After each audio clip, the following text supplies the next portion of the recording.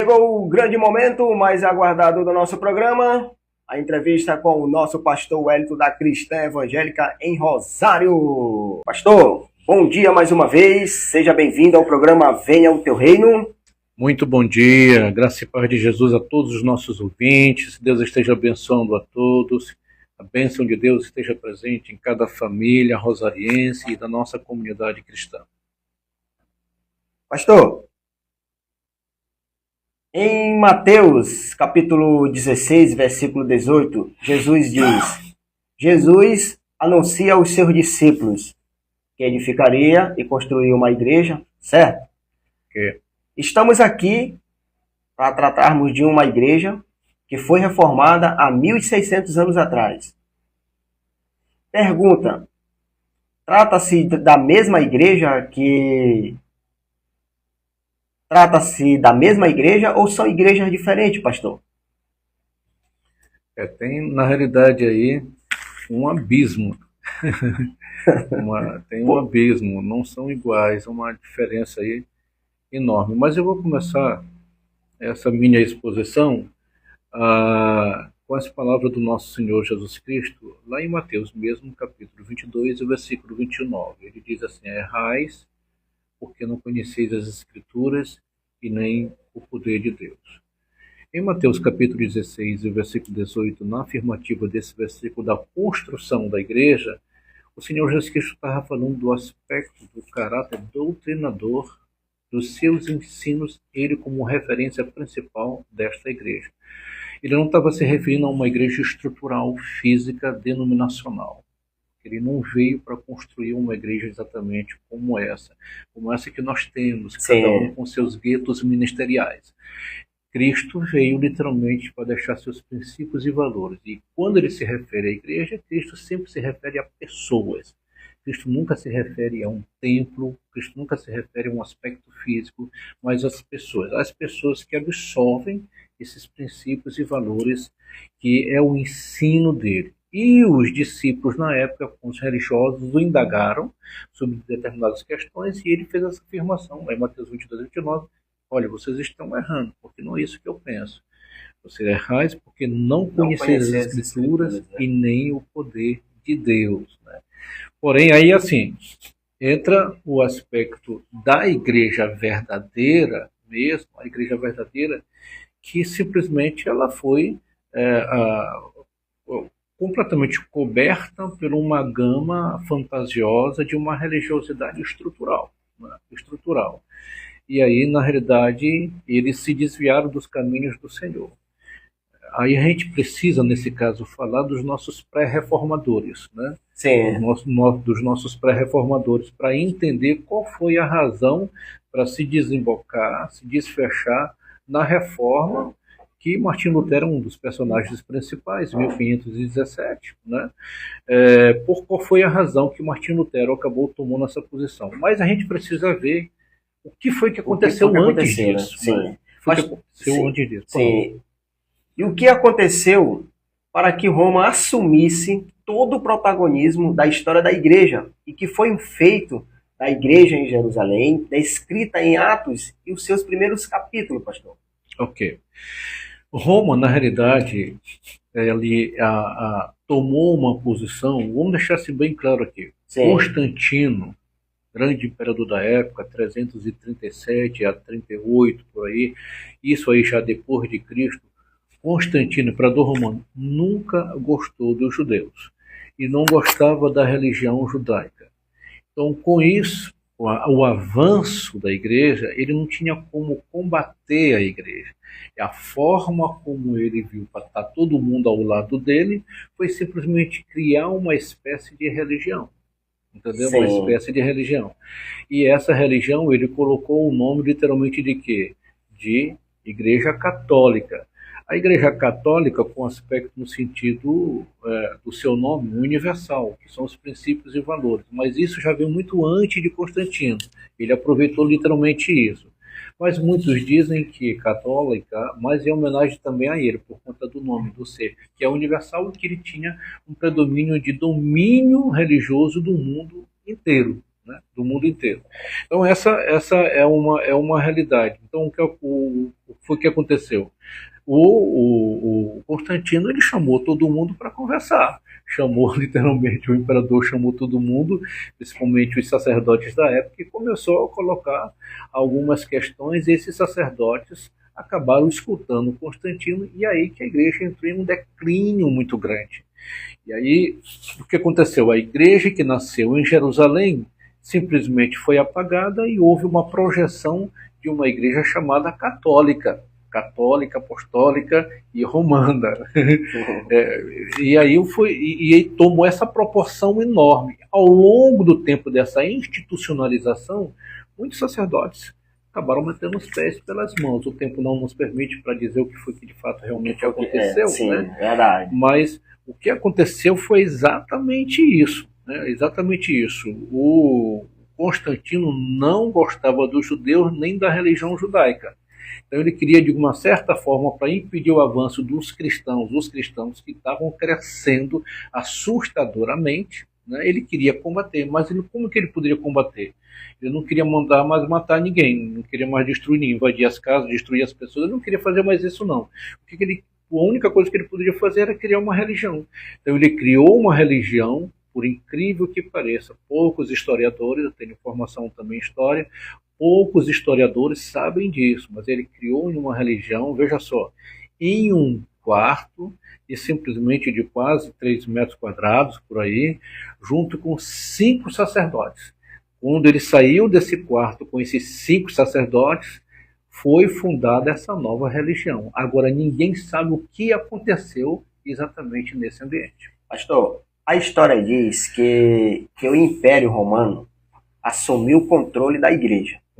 Isso é verdade, pastor? Isso é verdade. Aconteceu aquilo ali, houve mesmo ali um império ali, aconteceu ali algo que eles tomaram de conta de um controle. Pastor, mas por que isso aconteceu, pastor? Exatamente por conta do enfraquecimento da igreja.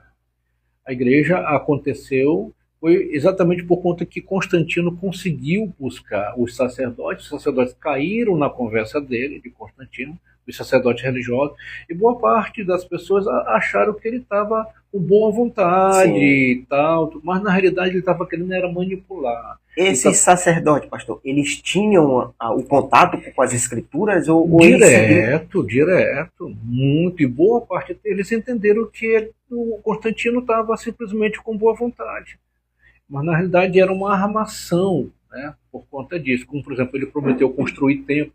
Quem inaugurou essa questão de construções de megatemplos foi Constantino. Né? Constantino que inaugurou essa questão de inauguração de megatemplos. Então, aí o que aconteceu? Nesse período aí, a igreja tomou uma proporção muito grande. Antes ela era perseguida e agora ela passou a ser um nome respeitadíssimo e, em alguns aspectos, até perseguindo pessoas. Antes ela era perseguida e depois ela passou a ser perseguida. Aí a questão dos pré-reformadores. Você está entendendo? Eles entraram em ação, né? Exatamente. Olha, tinha nações que não poderia de maneira nenhuma assumir, uma pessoa assumir seu império, seu governo, se não tivesse a bênção da Igreja Católica. Eram eles que tinham, então assim, durante a história, eles que tinham o controle e assumiram, né, o controle. Quando que se deu? Como foi isso, pastor? Assim, o senhor já falou como começou, né? Uhum. Mas quando eles não se deram conta do que eles estavam caindo em uma armadilha, ou eles fizeram de conta que não ouviram nada? Não, na realidade, eles estavam fazendo até mesmo vista grossa para muitas coisas que estavam acontecendo de problemas dentro da igreja. E muita gente fala mal hoje de dízimos e fala mal de isso, aquilo, outro, né? Aí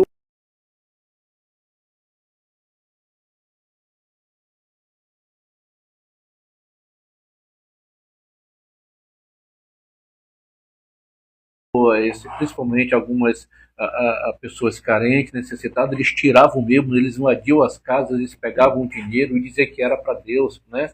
E a igreja tomou uma proporção enorme de poder bélico, poder de dinheiro, poder de riqueza, poder de terreno, e assim vai por diante. Agora, alguns começaram a observar que tinha alguma coisa errada. E um dos primeiros, praticamente aí, que foi o John Cliff, que era um sacerdote inglês, né? O John Cliff, que foi um pré-reformador. Ele viu que tinha algumas coisas erradas. Outro foi o John Hus, né? Esse aí, pastor, esse John Rousse aí, ele tinha algo que ele confrontou, né? Confrontou. Ele foi ao confronto, mas assim, mas o senhor acha o que faltou para ele? A força que ele não, que até enquanto o Martinho Lutero teve, ele começou, só que ele perdeu a força. O senhor imagina que foi pela coragem ou que foi pela falta de posicionamento, porque ele sabia, ele olhou e viu, ó, aqui tem alguma coisa errada, aqui não bate. E pelo fato de não bater, o senhor acha por que ele foi queimado ali, ele foi jogado em uma fogueira? Pelo fato do posicionamento dele?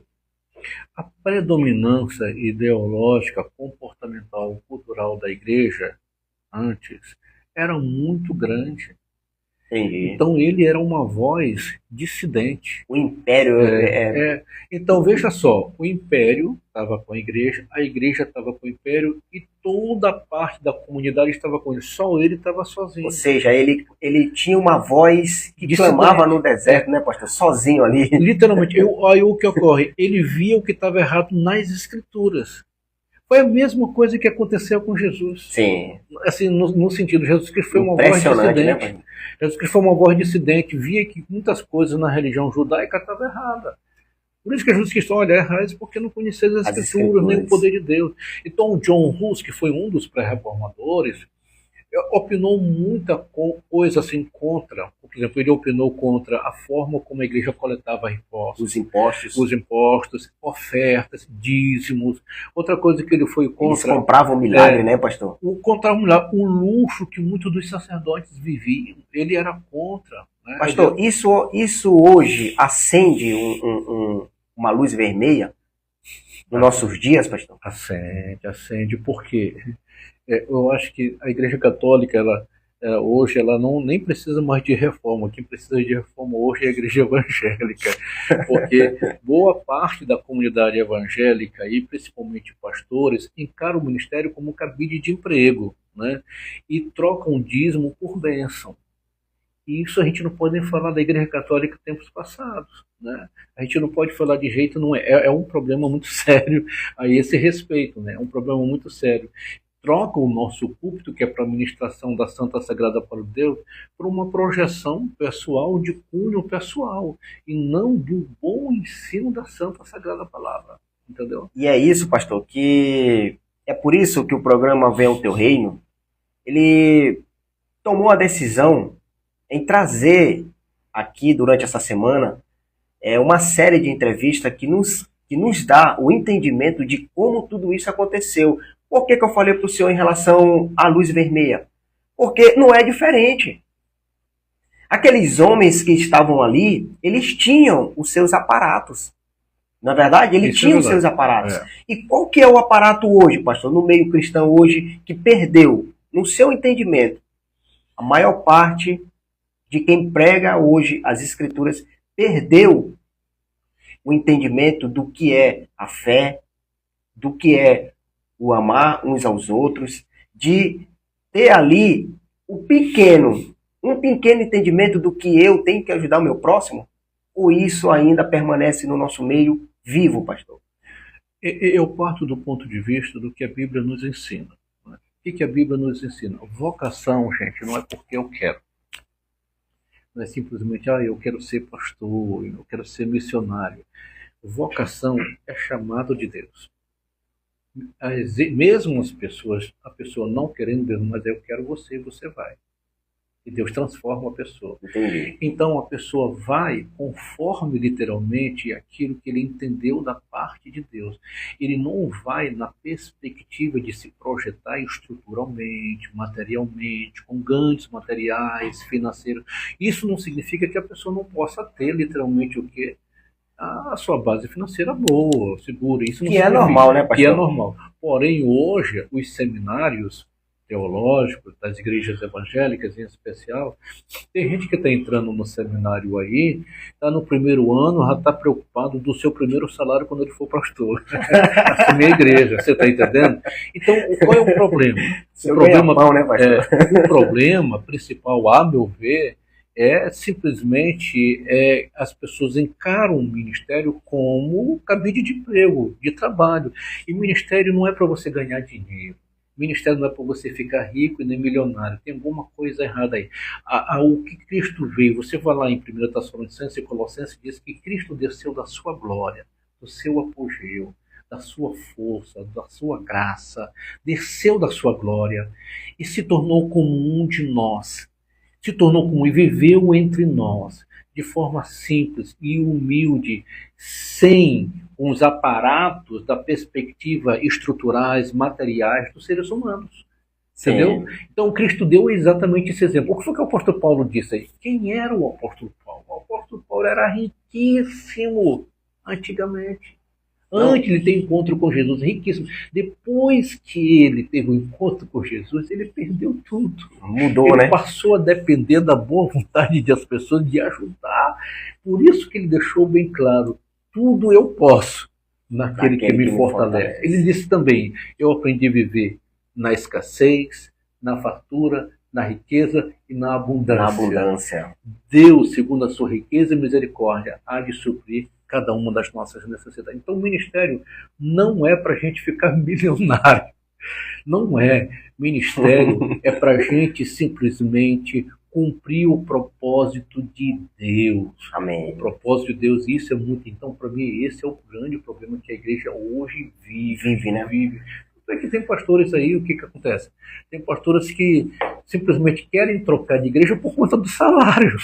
Eu não estou dizendo que o pastor não possa simplesmente ter um bom salário. Você está entendendo? Sim. Claro que pode ter. Mas é o seguinte, o cara que é de Deus mesmo, onde ele está, ele frutifica. O cara que é de Deus mesmo, ele faz com que leite suja de pedra. Entendeu? Então, ele acredita de fato, de verdade em Deus. E sabe que é Deus que o sustenta e abre as portas. E pastor, e a gente vê aqui, nós temos conhecimento do que, naquele período, né, dos pré-reformistas, naquele movimento, é que quando surgiram ali os primeiros movimentos, na tentativa de fazer uma reforma da igreja, quais foram os seus agentes, pastor? O senhor já falou de dois, né?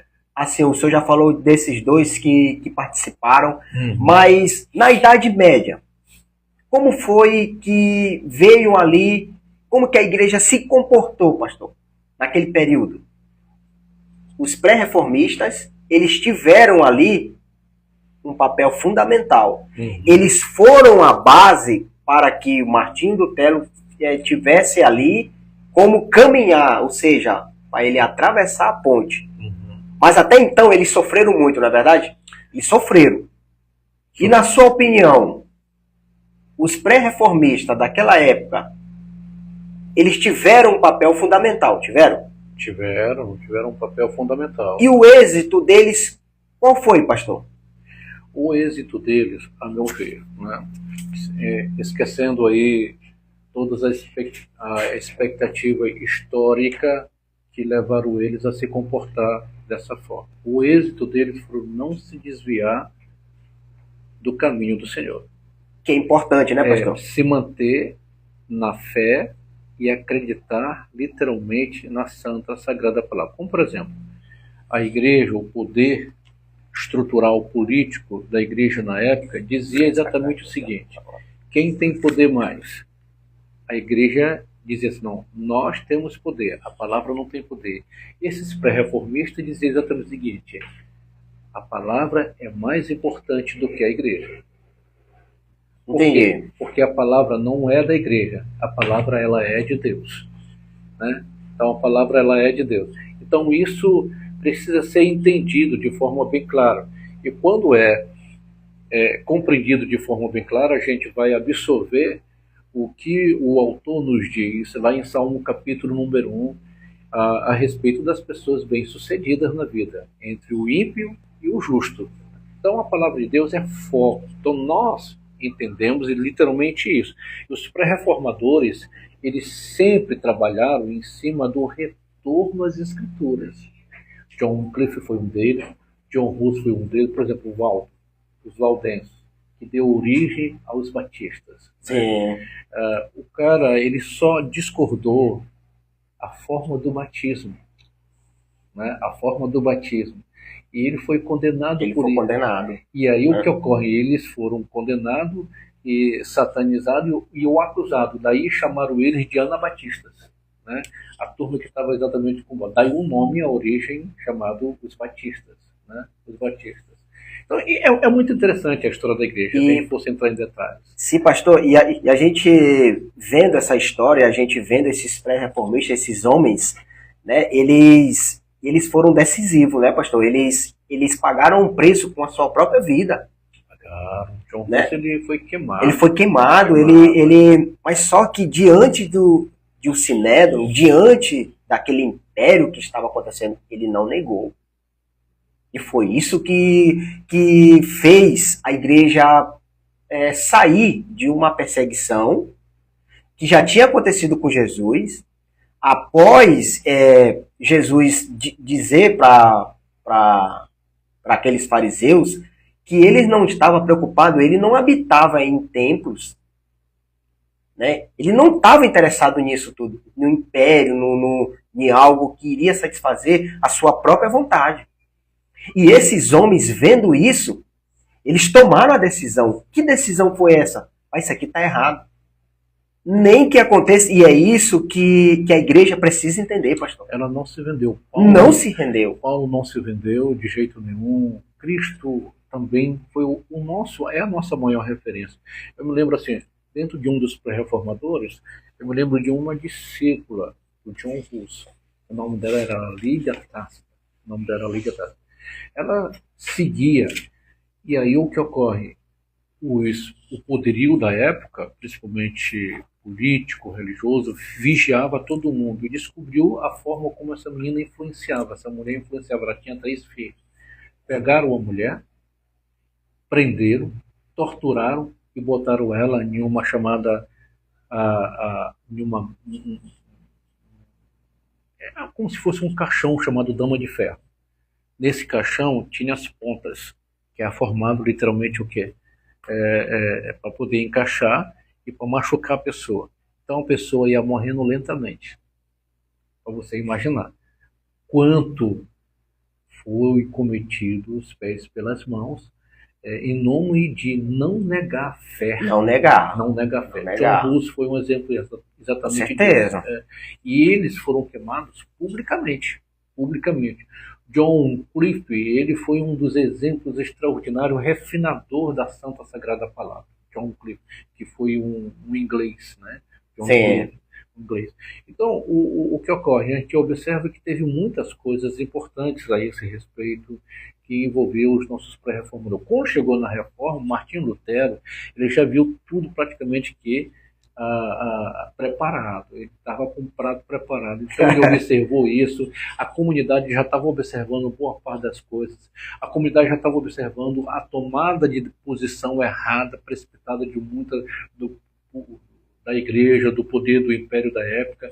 Então essas coisas foram horríveis que aconteceu. Martinho Lutero aproveitou esse ambiente cultural, o ambiente da indignação de todo mundo, aproveitou literalmente o que esse povo fez antes e chegou, não é minha vez. E pastor, e o seu impressionante, como o bate-papo aqui está perfeito, é que o senhor já entrou na pergunta que eu iria lhe fazer agora. Quem era Martinho Lutero junto ao clero romano? E qual era a sua principal atuação no contexto cristão, então, naquele contexto ali, pastor? Martinho Lutero, ele foi um sacerdote, um grande sacerdote. O pai dele, na realidade, era um comerciante riquíssimo, e o pai dele nem queria que ele entrasse na vida sacerdotal. O pai dele queria que ele estudasse advocacia. Ele estudou direito, se formou em direito, mas depois que ele teve uma experiência, ele disse que se por acaso ele fosse uma experiência meio de medo, né? E aí, se Deus o protegesse, ele ia entrar na vida sacerdotal. Sim. E ela entrou na teologia, e todo mundo viu o desenvolvimento dele. Nessa época, quando as pessoas têm um bom desenvolvimento intelectual, chama a atenção de todo mundo. Chama então, atenção. É diferente, né, pastor? A universidade chamou ele para ser, ele se formou em teologia e se tornou doutor também em teologia. A universidade chamou ele para ser professor. Ali ele tomou projeção e começou a ver algumas coisas e poder na mão dele de discordar. E as pessoas começaram a ouvir ele, entendeu? As pessoas começaram a ouvir o nosso querido aí, Martinho Lutero. Mas ele realmente aproveitou a oportunidade. Que já estava pronto, né? Já estava pronto. Ele formou. O principal ponto dele foi Mateus capítulo 5, né? Mateus capítulo 5, justificado, pois, mediante a fé, tenhamos paz com Deus, por meio do nosso Senhor Jesus Cristo. Então, não é uma estrutura de uma igreja que justifica a pessoa. Quem justifica a pessoa é Cristo Jesus. Sim. Então, ele apresentou 95 teses. Claro que teve muito mais coisas por aí, mas ele apresentou 95 teses. E ele teve, pastor, algum aliado, assim, que pudesse apoiar ele nesse projeto da reforma, pastor? Tu sabe que como professor, né, professor tem poder de influência. Sim. Né? Professor tem poder de influência. E aí, se é o professor, ele tem domínio da matéria, e ele sabe o que ele está dizendo, ele prova com comportamento por A mais B, as pessoas começam a seguir. Ele teve um grande discípulo chamado Melanchthon, né? E aí eu fui um dos aliados dele na época. Entendeu? Que deu suporte para ele. Deu suporte para ele. E como que ele conseguiu, pastor, ali, com esse apoio, e o Império Romano daquela época? O imperador gostava muito dele, era alemão, era um domínio, né, muito grande. Né? Sim, é o príncipe, né? Que chamava ele de príncipe, né? Exatamente, isso? Príncipe. Ele via que ele era diferente, né? Ele via que ele era diferente. E gostavam muito dele. Em um certo momento que estavam planejando para executá-lo, o príncipe foi lá de uma forma muito sutil e acabou tirando ele daquele quadro, protegendo ele, guardando ele. Guardou ele, né? Guardou. E por isso a Alemanha acabou sendo exatamente o palco dessa reforma, né? Desse ambiente aí extraordinário aí que foi a nossa querida reforma. Com isso, muitos seminários católicos que estavam do lado começaram a ver a história dele, e muitos começaram a observar e estudar, não, ele está certo, está certo, está certo, e houve um movimento em diversos pontos. E esses movimentos até brigas, né? Brigas, né? Muitas pessoas morreram, né? Muitas pessoas morreram. Você acha que ali foi em torno de umas 50 mil pessoas, ou... Alguns dizem que foi 50 mil, mas houve uma revolução e eles chegaram até dizer que a Alemanha estava dividida, né? Mas houve mais. Eu acho que houve mais, né? Uma revolução, né? Isso depende muito do que os historiadores dizem. Os Sim. historiadores dizem que foi 45 mil, outro diz 35, outro diz que foi 60.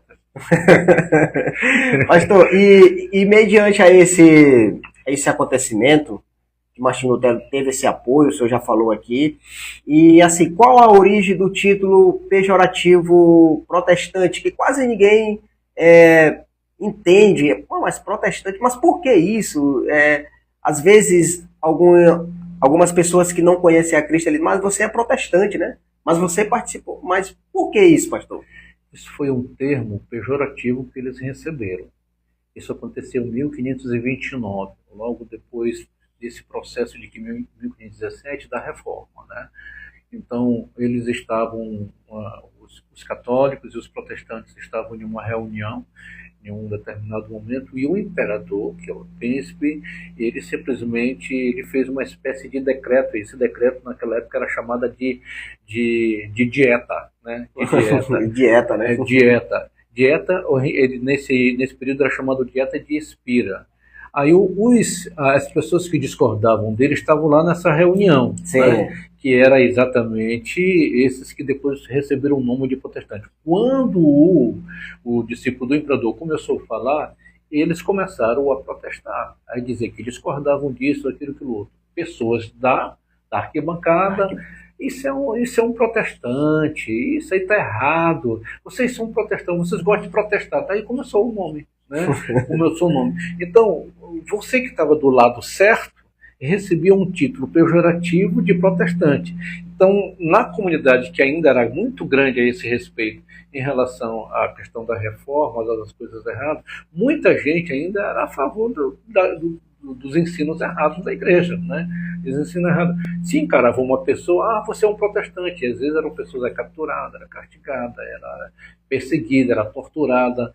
E, na realidade, nós somos muitos perseguidos. Nós fomos muito perseguidos, os protestantes, ao longo do tempo. Ao longo do tempo. Os batistas, em especial. Os batistas foram perseguidos demais, né? Eles, na sua visão, pastor, os batistas eles foram os principais ali que chegaram a defender a igreja, a colocar ali um escudo sobre a igreja? Rapaz, nesse período, sim. Rapaz, se a gente for entrando assim, nesse período, sim. Tinha até pessoas que supostamente estavam do lado dele, acabaram se tornando contra ele. Né? Porque, por exemplo, sobre essa questão do batismo, né? Do batismo por aspersão, batismo por mercúrio, né? O Valdo, ele disse uma coisa interessante. Gente, pelo amor, ele disse assim mesmo, né? Está lá escrito no livro. Gente, pelo amor de Deus, se tivermos que seguir a Cristo, temos que seguir a Cristo nos próprios exemplos dele. Cristo foi batizado por imersão e não por aspersão. Por conta disso, ele foi perseguido. Foi perseguido e muitos deles foram torturados, mortos, né? Foi uma coisa horrível.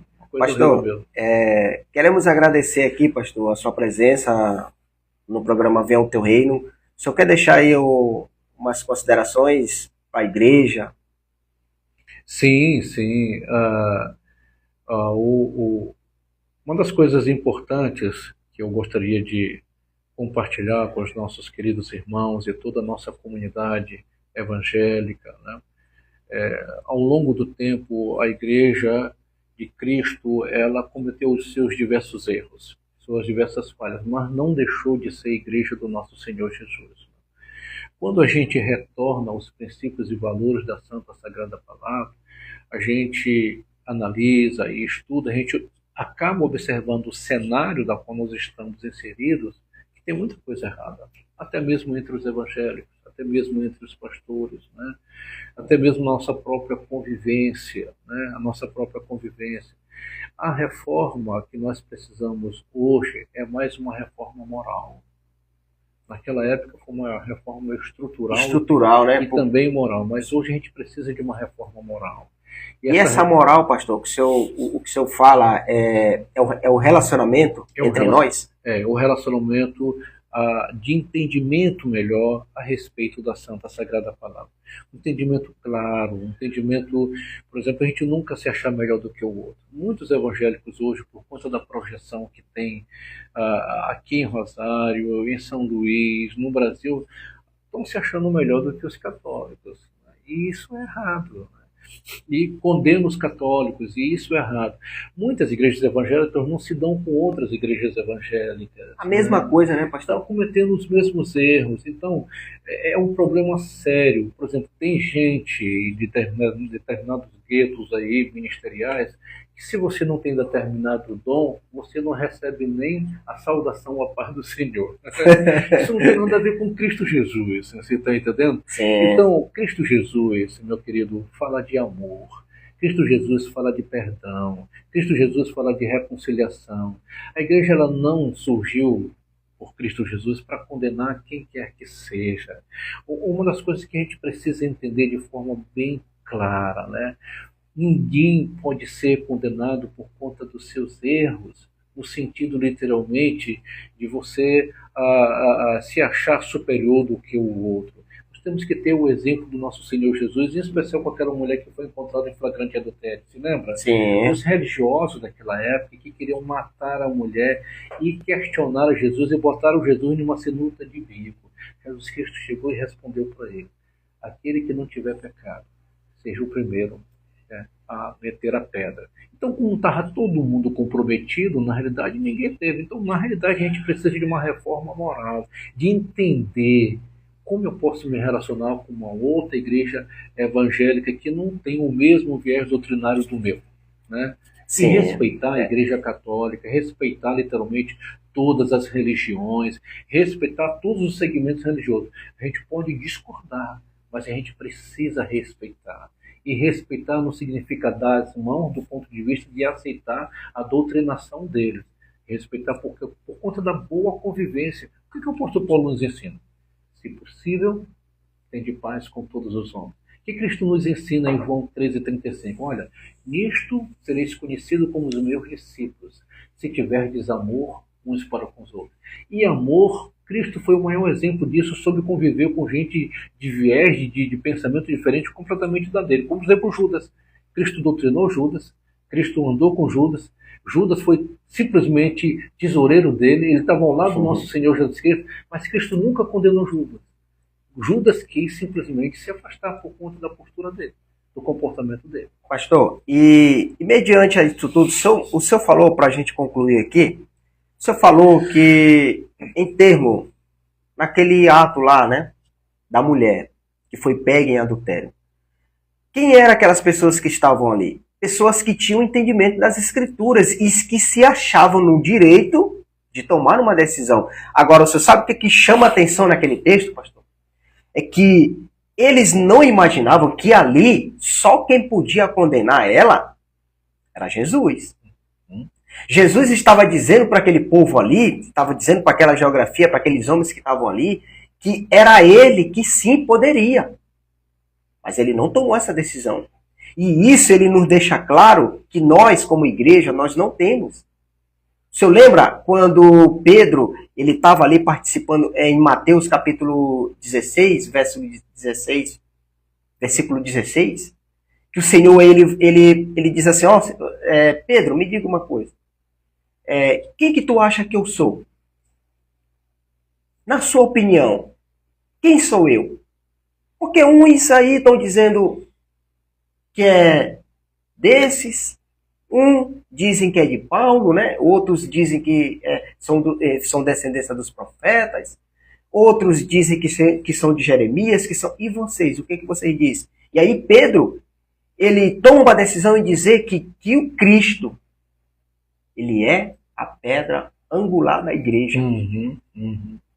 Ele é quem dá direcionamento. E nesses dias, pastor, a gente está esquecendo isso? Estamos esquecendo, e em especial, para nosso entendimento, nesse episódio de Cristo com a mulher adúltera, ele nos ensina 5 coisas ali. 5 coisas. Quando ele diz exatamente para a mulher, olha, nem eu mesmo te condeno. O que ele está dizendo? Baseado... Isso aí é muito forte, né, pastor? O que ele está dizendo baseado para o mundo inteiro? O que ele está dizendo? Eu, exatamente, Rei dos Reis, não te condeno. Não te condeno. Eu, Salvador, não te condeno. Glória a Deus. Eu, Salvador, não te condeno. Eu, Perdoador, não te condeno. Eu, Reconciliador, não te condeno.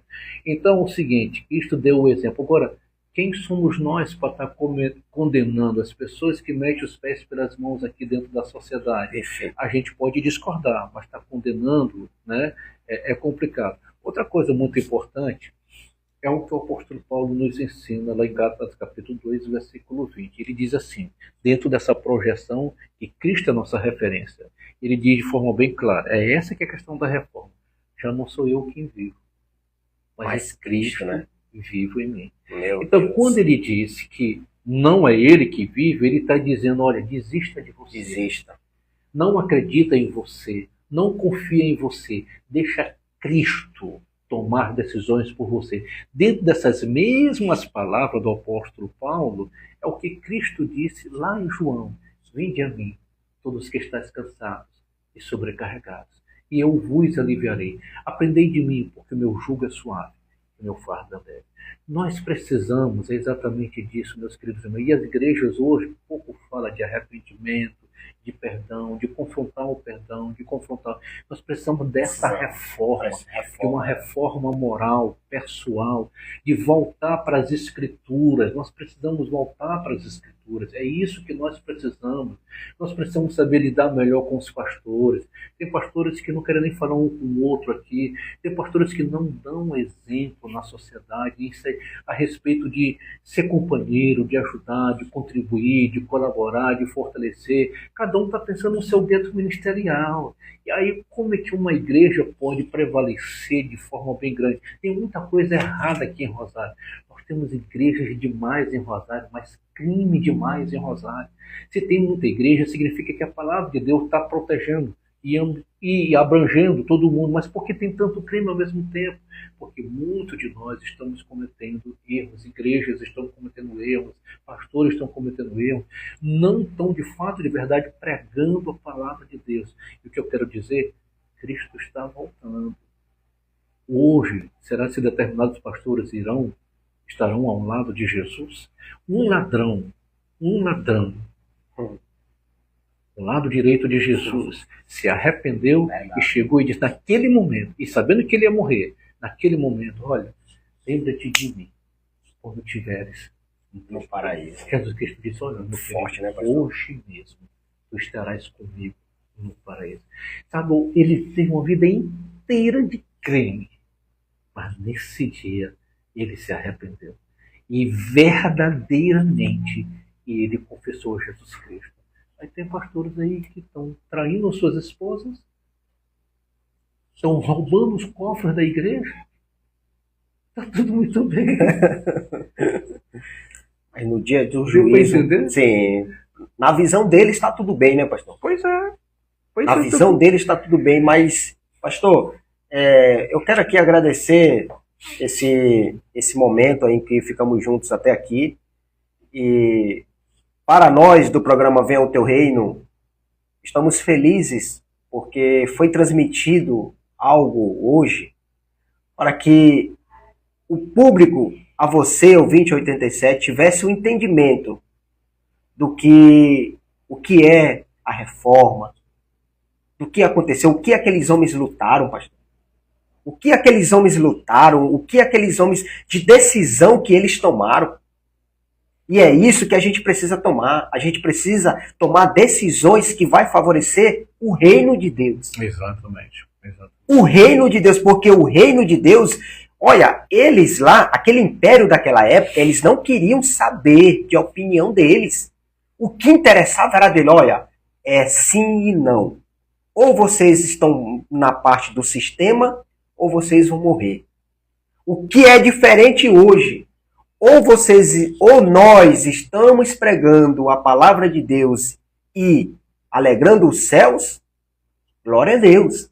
Ou hoje a reforma entre nós é que nós deveremos, igual o senhor falou, de moral, né? Uma reforma ao qual nós temos que voltar ao primeiro amor, pastor. Precisamos voltar ao primeiro amor, e deixando-se bem claro nessa expressão de Cristo aí, em Mateus capítulo 22 e 29, quando ele fala de errais, ele estava se referindo a quem?